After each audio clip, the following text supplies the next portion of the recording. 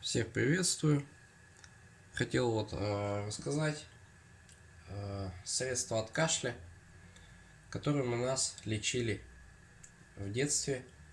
В общем, нам понадобится молоко. Молоко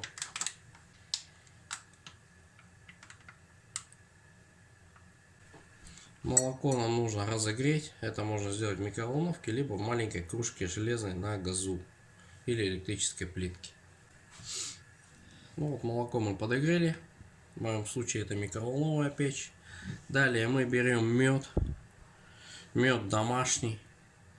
Берем его у родственников. Поэтому качество очень хорошее. И 1 чайную ложку меда ложим в молоко.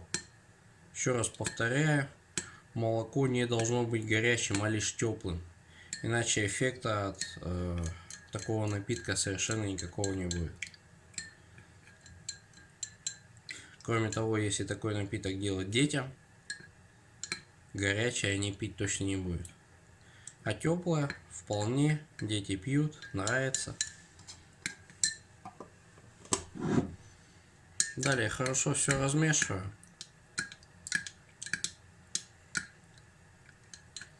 До полного растворения или практически полного, как у вас получится.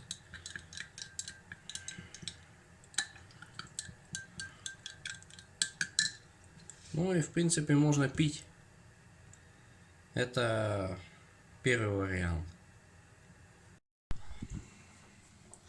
Так, ну рецепт номер 2 из детства от кашля.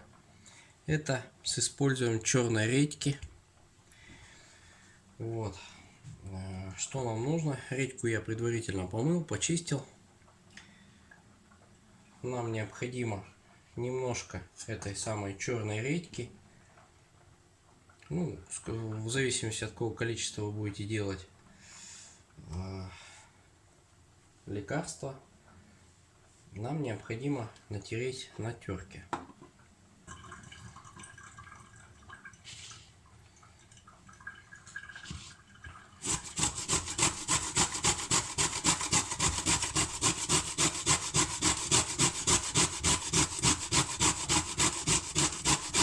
Так.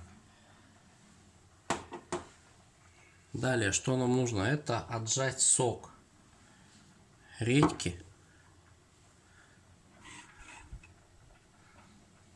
Отжимать его будем через кусочек марли или бинт, можно вот в такую чашечку.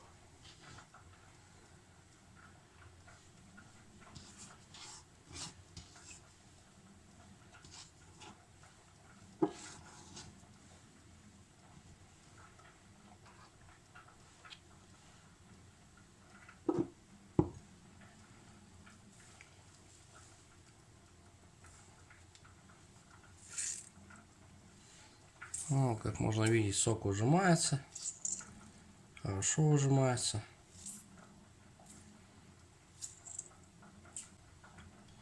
И добавляем туда меда. Опять же, домашний мед.